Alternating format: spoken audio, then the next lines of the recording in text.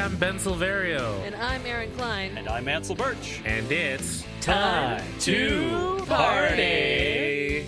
This month's episodes on Bring It On were recorded on March 26th, 2023. We are not doctors. We don't give medical advice. Please drink responsibly. I don't know why, but my first instinct was to be like, are we having fun yet? Oh my god. Hey! Those aren't spirit fingers. These are spirit fingers. One of my biggest complaints about watching this movie as a rewatch, as an older person who's taken a lot more dance, is that spirit fingers are just Fosse fingers, and it makes me mad that they're just doing shitty, lazy Fosse fingers. Like, at least do good Fosse fingers. Personal gripes. Anyway, hi. It's a real thing. Fosse fingers are hard. They're like purposely weird looking. Anyway, hi Ben. Yep. Hello. Party people, welcome back to Time to Party, where we take a look at all of the great time travel movies and media throughout time. And hey, we have a blast from our own past with us today. What up, It's me. Erin? I'm the time traveler. It's hello. I've appeared from your past in your present. It's me, Erin Cline, the original co-host of this show. I've returned for one glorious episode. Glad to be back. Hello. Yeah. Yeah. Let's see if I remember how to do this. Well, it's great to have you on this episode because, you know, one of the all-time great time travel movies. Oh yeah, Bring It On. Classic time travel movie. I mean, you got all the tropes. We don't even need to name them. You all know all the tropes that Bring It On takes as a time travel movie. I mean, you've got young people. Every time travel movie should be about coming of age, and that's definitely here. Absolutely. Yes. Anyway, we don't need to talk more about the time travel elements. It's true. Again, everyone already knows all about them, so let's just move on. Yeah, this is going to be one of the easiest episodes we've ever done because, you know, we don't have to explain anything. Yeah. I know. Everyone just knows it's just such a classic time travel movie in so many ways that, Right. I mean, why spoil it by having to like enumerate on it? Even we Yeah. as a podcast covering time travel know, like, you've watched the movie, you know. It's amazing it took us this long, I know. frankly. Truly. Do either of you have like a close personal connection to Bring It On? Ooh. Well, I do not talk about this super often, but I was a cheerleader for 2 seasons, one football, one basketball. Wow. And those 2 seasons spanned when this movie was released in theaters. So I saw this with my entire cheerleading squad. It was quite an experience. Honestly, I'm really glad this very weird moment in my life happened to perfectly pair up with this very weird cheerleading movie. So yeah, I've seen this movie a lot, actually. That's amazing. What a unique connection. Yeah, yes. Cheerleading is I'm glad that I did it, and I'm glad that I tried it, because it was very outside of my character then and now to have tried cheerleading. But I really was interested in the like tosses and throws, because I had seen some competitive cheerleading competitions before, because my stepdad watched a lot of ESPN, and so it would like come on after golf or whatever. And so I was interested in that part of it, and I had danced for a long time. And so it was also weird, because there's that joke about gymnasts or dancers who have, you know, the R slur that's used, Yes. which that joke yeah. is very funny and was very funny at the time, but now it's like, that doesn't hold up in the same way that it did before. But that was how I felt at the time too, was that I felt more like a dancer than a cheerleader, and so it was weird to watch this movie with all these girls who were like defensive about it, and I was like, ugh, this isn't my tribe, is it? So that's my personal connection to Bring It On. Yeah, my cousin was a competitive cheerleader, so I was familiar with those competitions already. So like the ESPN stuff was definitely stuff that I had gone to because I would go and cheer the cheerleaders. That's cool. So your cousin like made it to the national level to be on the televised version? Right, yeah. And she continued Wow. into college also. Dope. Yeah, when she was at Louisville. I believe she was on TV more than a few times. But also when I was, you know, the same age as the Bring It On cast, or well, the characters, not the cast. So now, Yeah, right. So like now, no, like in high school, I dated a number of cheerleaders, surprisingly enough. So yeah, I don't think that's terribly surprising. But they, some of the people that I dated were more familiar with that world than I was. So through them, by osmosis, I understood it more. You know. it's a very bizarre world. When I was actually in Palm Springs this past February, and the day that we were leaving, we were at the airport and we're just surrounded by cheerleaders, and we were like, oh, there must have been a competition here we did not know about and never interacted with at any point, but they were all leaving at the same time as us, and all I could think about was the spirit stick, and I was just looking around like, who's got one? Who Where is has it? And there were so many of them, and it was like, oh boy, I'm glad I never really got into this world, because it was wild, especially seeing now as an adult, seeing the parents and like associated family members of that. It's like, man, that's a lot to have to drag your whole fucking family across the country to see to go to like a cheerleading camp. Basically, it's just wild. I think it's awesome that they do it, but it's also just like, whoa, this is overwhelming. It's cool, but it's overwhelming. Was there a spirit stick when you were in cheerleading, or was that sort of an invention of the movie, do you think? There wasn't. I was young enough that I wasn't part of like the varsity squad. I was on like a middle grade squad.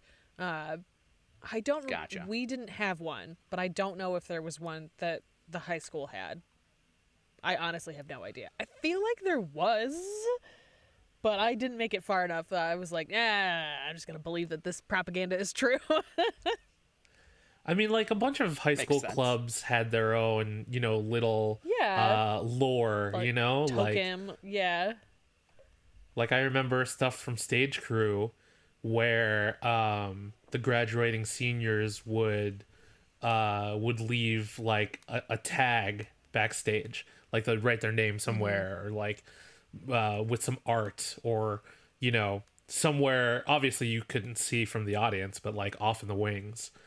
But like, God, there are some real dumb ones.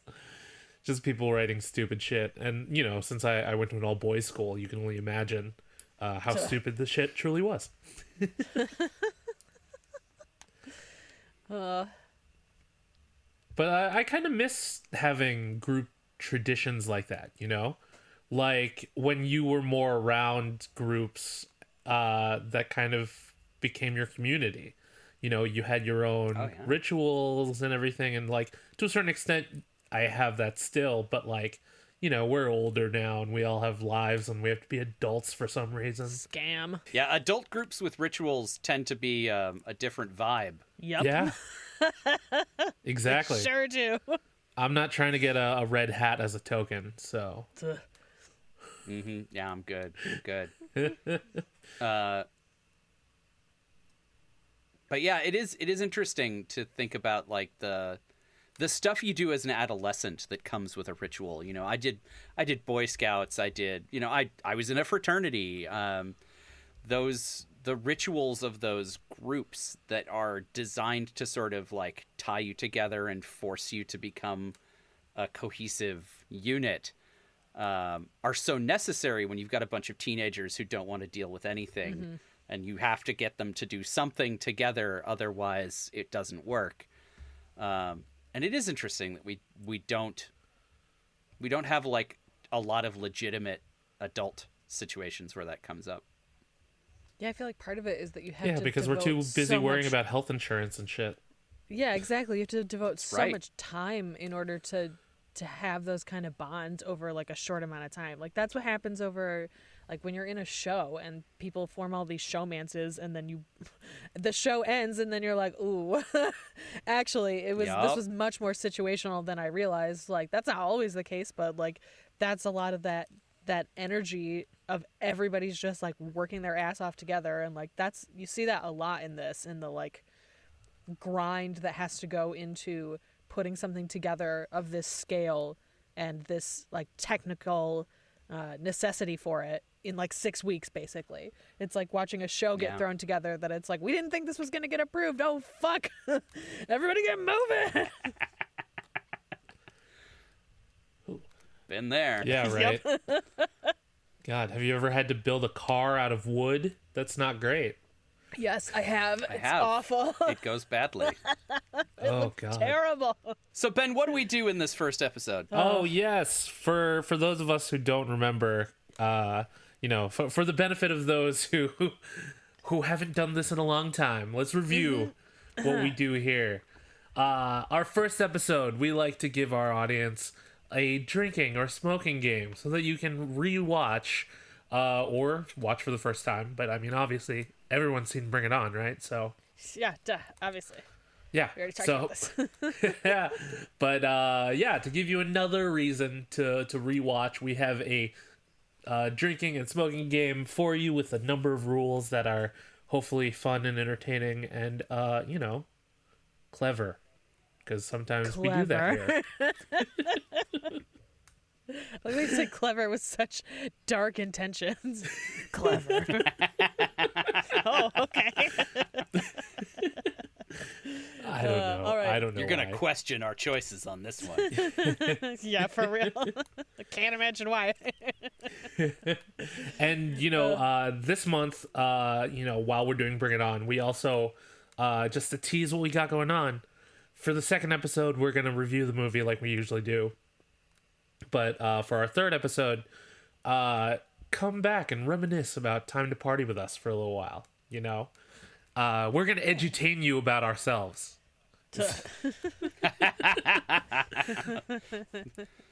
The history of this 3-year-old podcast. Yes. Yes. So be sure to tune in for that stuff down the line, because we like you and stuff. So come on back. Yeah. We love to have a little party in your ears with you. All right, Ben, hit me with your first rule. Okay.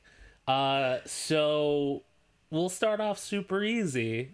Something simple, easy to remember. Take a drink whenever someone says toros. Ooh. Oh, dear God. Take a small drink, or have that be the Yeah. only thing you do. It's mostly in the beginning and towards the end, sprinkled out through the middle. Like, I was gonna make this So one the of those. whole time. It's not the whole time. It's just It's just in the beginning It's and not the end heavy and the the whole middle. time. No, but like it's not like an in Bruges rule, where it's like so much. I'm Like, gonna die, right? yeah. I thought I was gonna make it one of like those rules where if you do that, this is gonna be your only rule. But like, you have some respite in the middle. You can have like another rule, 1, maybe 2.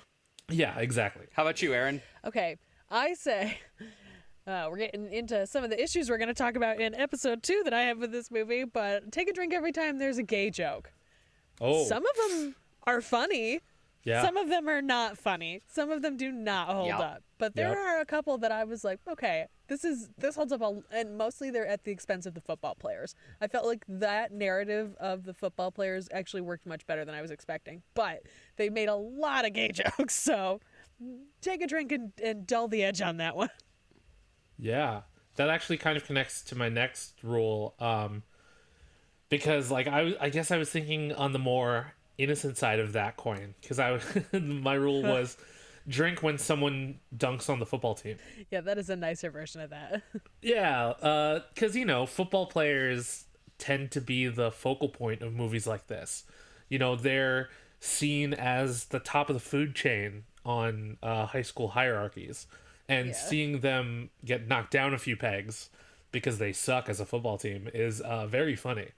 Yeah, it's a very clever. Very good. It's a very clever piece of plot structure too. That you don't have any reason to pay attention to the football team because they are literally the worst possible team. Like, it's really smart. So I think I like that. I think that's a good one. That's a good nod to the good writing. I said that to the bad writing, you should finish your drink while rolling your eyes at the 2 very lazy trans jokes. It only happens twice. They're right at the beginning, and they're both super fucking lazy. And I rolled my eyes very hard at both of them. And honestly, I thought there were going to be more. I remember there being more, and I guess I was just thinking of all the gay jokes, because I was expecting there to be a lot more terrible trans jokes that didn't hold up. Weren't funny at the time and didn't hold up. But there were only two, and they were both lazy but not malicious in a way that I was like actually kind of surprised by. So I say finish your drink for both of those and, dull the pain on that a little. Good. Yeah. Agree. Another thing that doesn't hold up in the movie for me was Jan, because I remember laughing at Jan a lot more when I was younger, because he was, the straight male cheerleader, but like he's kind of a creeper. Yeah. Yes. Kind of? I mean, yeah, he's super. There's like it only kind of works because the person he's paired with seems to be into it. Yes, right. I agree. It's the only reason that I didn't Yes, it's absolutely skeeve out and nope the movie. Right, it's like, okay, this is like a weird sexual assault, but also she is into it and is like expressing consent. It's very bizarre. It does not hold up. It's not doing what they wanted it to do. Not now in 2023. Like, it does not hold up at all in the same way. It is very weird. I agree. Yeah, so take a drink whenever Jan is inappropriate, because, it happens a bunch. It's a lot. I said you should take a drink every time someone hits the younger brother. Weird the first time because it's the mom that does it. And then it happens enough times that I'm like, ugh, this kid deserves this. This kid sucks. So I couldn't decide which way I wanted to take this rule, because I wrote it down one way and then I wrote it down again another way. So the first way was drink for sassy clapbacks, like put the ass in massive and lewd and diluted and stuff like that. But the flip side to that is take a drink when someone is super judgy. Yeah, I almost made a rule about that too, and I was like, I don't know if I want to get into this. Yeah, that's exactly why I wrote it both ways, and I was just like, will this be a fun rule? Right. Yeah, we'll talk more about this in the second episode, but those characters are super weird because they say horrible things, right? But it's also very clear that they're supposed to be awful. And so it's weird. I feel like you can kind of take it either way, where it's like, oh, we're laughing at them specifically in the like clapbacks that they're making, but also they make a lot of the jokes that do not hold up. Anyway, we'll talk about that in the second episode. So yeah, I feel like you could take that either way. Take a drink anytime, whatever you want to classify that as. Yeah. Yeah. I have, in throwbacks to my old rules, I have 2 smoking rules actually. Nice. Should take a hit every time someone says spirit, because that's another one that I don't think that you should drink when you do that, because they say it a lot. A lot. So don't die. Take a hit every time someone says spirit. And also in that same vein, take a hit every time you are impressed by one of the stunts, because there are a lot of very, very cool gymnastic stunts in this. And so I don't think you should be drinking every time one of those happens, but I think that that's a good like light smoking rule. So I've provided my smoking rules now. Nice. Good. Yeah, we definitely had a lot of drinking rules. I always because smoking rules are very different beast. Yeah, it's like it needs to happen at a different cadence, and also it needs to be something that's not eye rolly in the same way, because like you don't want to harsh your buzz, man. Yeah, so. the smoking rule that I considered but like did not include was take a hit every time a white girl uses slang they probably shouldn't be. That'll probably harsh your buzz, so don't do that. That would harsh your buzz. I would not recommend doing that one. Yeah, there's a lot of that. There's a lot of that. There's a lot of that. Yeah. Do you have any other drinking rules? As usual, have more. I have one more, and it's a take a shot rule. Okay. And speaking of spirit, because we've got it. Yes, we do. Take a shot for spirit fingers. All right. Just whenever you want. One. Nice. Just a general one, not whenever they say it, because Sparky says it a lot. Yeah, whenever you feel the most moved by the Spirit Fingers energy to take a Spirit Finger shot, I support that. I think that's a great idea, actually. Speaking of that, I have a companion rule to that. You should take a drink every time someone says the name Sparky. It doesn't happen as much as you think that it does, but it is sort of concentrated in the middle. And then, again, towards like the middle end. So take a drink every time someone says Sparky. And then I have one more. Do you have any more? Or Nope. Was that your last All you. one? Okay. I've got two I can throw Yay, in. all right. So, my first drinking rule was to take a sip every time Torrance starts a scene in a costume other than her cheerleading uniform. Interesting. I made a note that she's in that uniform a lot. Yeah. A lot. So much. It's what she like rolls up to their house to beg her to be on the team in her uniform. Like, girl, you couldn't get changed. What? Maybe things are different. I don't remember the cheerleaders in high school wearing their uniforms that often. So They wore them for I don't know. every game, but not for like practice. That was Yeah, weird. and not to get to and from the game. No. Like Competition, yes, because you have to like do your hair in a very specific way, and you all like take a bus together. But that's different. That's not like. Maybe things are different in California. I don't know. maybe. Well, and I remember like for homecoming, everybody wore their uniforms to school. So like the football team wore their uniforms, the cheerleaders wore their uniforms. The band, for whatever reason, we did not participate in this particular Because you'd be ritual, hot but all day. yeah, it would be terrible. It would be terrible. It'd be awful. Rolling up to Kim in like the outdoor Full gear. polyester suit. Yeah. It would be funny The if like helmets with the big plume too. it would be funny if other clubs like participated in that. You know, like the stage crew would wear the theater blacks and. We did that. Hell yeah. When we were we kind of started to do it for the musicals, because for my school, for the musicals, we would tour to the elementary schools, and so we would have to be in costume all day, and so we would go back and do like an hour or two in between each stop, and so we would have to do classes dressed up in this fucking costumes. Wow. Yeah, which was not great all the time. And then when I was I want to say a junior and a senior, when we did the straight plays, we had a day where everyone came to school dressed in their costumes, and we spent the whole day in character, which was rough. But we did that, and like we had to wear like 1940s wigs for one of them and get them like pinned in at like 7 a.m. It was a fucking nightmare. I'm glad that I did it because I wasn't on a sports team, but also like what a nightmare. No, that was my immediate thought when Ansel, when you said about the marching uniforms, like that's what it was sitting in these hot ass costumes in like math class. So stupid. That also just feels like asking for somebody to spill chocolate milk on their costume.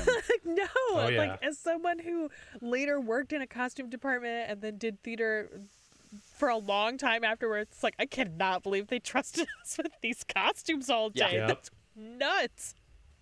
Bring it back tomorrow for the performance. Sure, no problem. Yeah. Don't drink anything while you're in this costume unless it's water, but wear it all day, including at lunch. Right. So stupid. Oof. The things they used to let kids do. Oh my god, for real. Okay. So what's your last rule, All Erin? right. Take a drink every time the romantic subplot makes you cringe. That works perfectly with my last rule. Yay! I'd take a big drink every time you hope that a scene ends with Erin getting hit with a brick. Yes. So every scene he's in. Oh my god. His Fucking stupid Erin. big red turtleneck. Oh my god. Ugh. That fucking guy. That fucking guy. I definitely have more to say about Erin later. Me But too. Yes, I agree. All right. I think that's the last of the drinking rules then. I'm glad that they ended on Erin, that douchebag. Well then, that seems like a great opportunity for us to transition into that second episode. So let's put this one to bed. You can find us on the internet. I am at bsilverio20 on Instagram, Twitter, and Hive. And I'm at NYDUrgency on Instagram. I am at Indecisionist on Twitter and at The Indecisionist on Instagram. Special thanks to April Moralba for our podcast art and to Marlon Longit of Marlon and the Shakes for our amazing theme song. This has been an Indecisionist production. Transcripts and show notes are available at indecisionist.com/time2party. If you want to join in the conversation, you can use the hashtag time2party. That's time, the number 2 party. We are also accepting time the number 2 party, all spelled out. Thanks, Warwick. Thank you, Warwick. It's fucking Warwick. Of course it was. Hilarious. Check out Erin's other podcasts. Oh, yeah, that's right. I guess I can pimp my other stuff. You should, yeah. You should listen to Extracts, which is a podcast that I co-host with Stella Cheeks, where she teaches me about Star Trek, the original series, and I teach her about the X-Files. We are into our 3rd season, so we are about a season and a half away from finishing all of Star Trek, the original series. So we have a lot of episodes that you can go back and listen to. We pair up each episode with a cinematic theme that matches each other from the X-Files and Star Trek, the original series. So we're not watching them in order. So if you've got a favorite, go check out and see if we have an episode for that. We've got some stuff going on in the works, but you can check out more about what we're doing at NYD Productions. You can find us on Twitter and Instagram, I think. I'm supposed to have the codes for those. Do I? I don't know. Who knows? But you should check those out. I think it's at NYD Productions on both. Yes, I believe that you're correct. I know these things for sure. Anyway, thank you very much for having me. This was super fun. I am looking forward to doing the next episode. Yeah, X-Trex is legitimately one of my favorite podcasts to listen to. Thank you. I love it. It's fun to do, and I'm glad that people like it. It's such a weird little niche thing, but I really enjoy doing it. Well, party people, you can go check out X-Trex right now, but make sure to come back for our next episode, when Erin, Ansel, and I start digging into the time travel classic known as Bring It On. Mm-hmm. We'll see you then. Until then, be excellent to each other. Party on, dudes. Air guitar!